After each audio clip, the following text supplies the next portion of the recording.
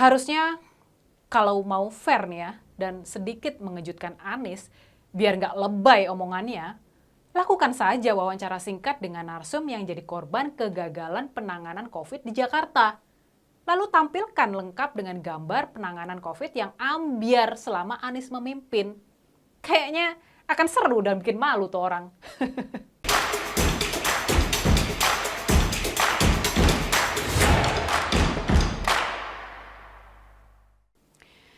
Beberapa hari yang lalu, Anies Baswedan datang ke Australia.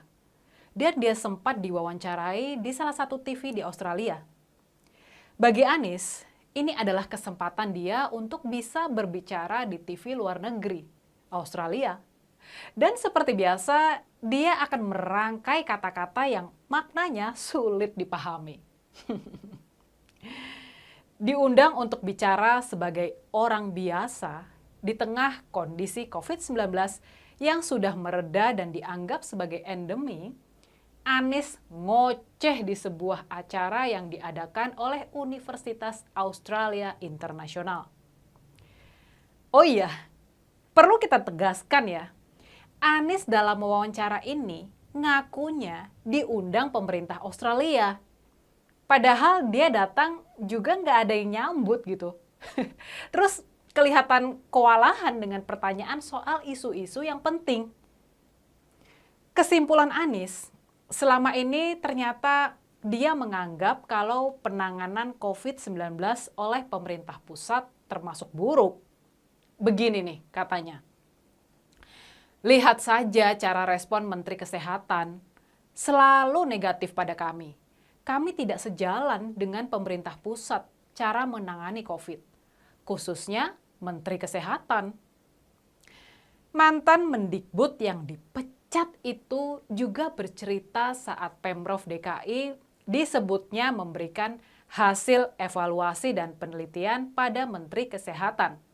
Lantas direspon negatif oleh sang menteri.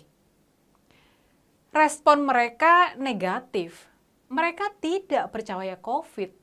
Satu contoh, kami kirim sampel dari pasien COVID di Jakarta pada Menteri Kesehatan.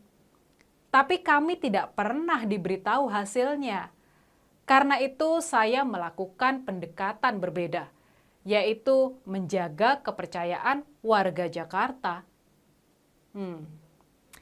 Statement Anies kok kayak orang bohong gede gitu ya?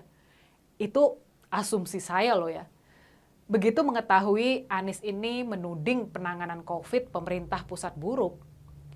Menilai itu kan kudu dilihat secara luas, dalam durasi tertentu dan mempertimbangkan banyak faktor.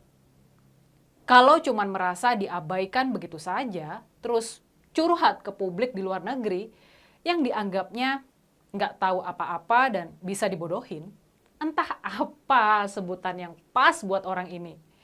Padahal, di dalam negeri, orang pada ribut gara-gara kebijakan Anies soal pemberian IMB secara ilegal kepada warga kampung Tanah Merah yang sedang membutuhkan penjelasan dan tanggung jawabnya. Malah curhat soal COVID sambil merasa dirinya kayak orang paling hebat aja. Paling lebay sih iya. Selain itu, kalau pewawancaranya itu pintar, cermat, dan niat sedikit buat mencari bahan sebelum mewawancarai Anies, pasti mudah kok mencari bukti kelemahan dan kegagalan Anies selama menangani COVID di Jakarta. Harusnya kalau mau fair nih ya, dan sedikit mengejutkan Anies, biar nggak lebay omongannya, lakukan saja wawancara singkat dengan narsum yang jadi korban kegagalan penanganan COVID di Jakarta. Lalu tampilkan lengkap dengan gambar penanganan COVID yang ambyar selama Anies memimpin. Kayaknya akan seru dan bikin malu tuh orang. Namun mungkin harapan kayak begitu nggak akan kesampaian. Karena pastinya ada deal-deal khusus sebelum wawancara diadakan.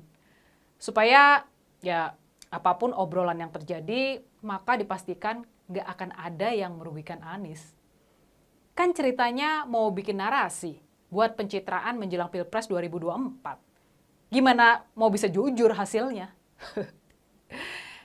Dalam wawancara itu, Host juga menyinggung soal Anies yang memanfaatkan politik identitas untuk menang di Pilkada Jakarta 2017 silam.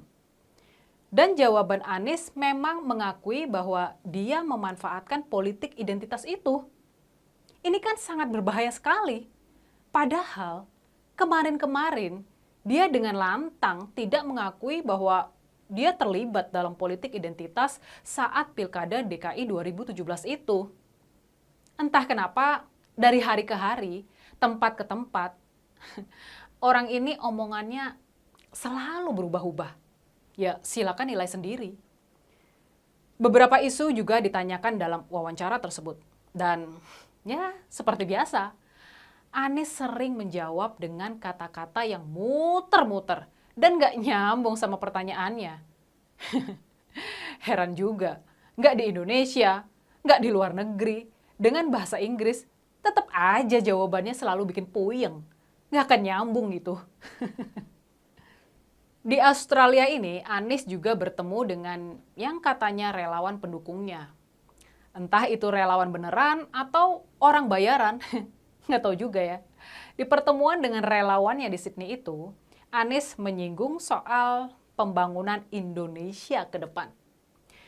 Anies itu juga menyinggung soal Indonesia yang jadi anggota 20 negara ekonomi besar atau G20.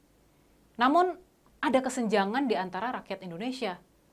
Menurut Anies, kesenjangan antara negara-negara sudah semakin kecil.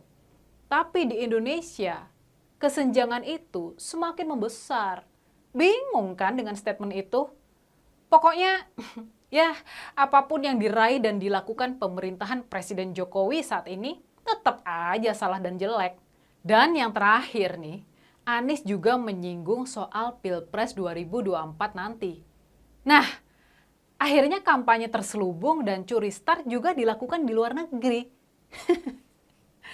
Dia mengingatkan pendukungnya bahwa pemilu 2024 adalah bagaimana membentuk Indonesia ke depan dan mengajak seluruh elemen masyarakat terlepas dari latar belakang untuk bersama-sama membangun negara kita menuju negara yang lebih sejahtera dan berkeadilan secara bersama-sama.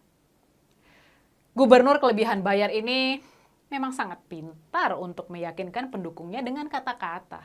Padahal, belum juga dia nantinya ikut di Pilpres 2024, semua masih menjadi misteri dan teka-teki.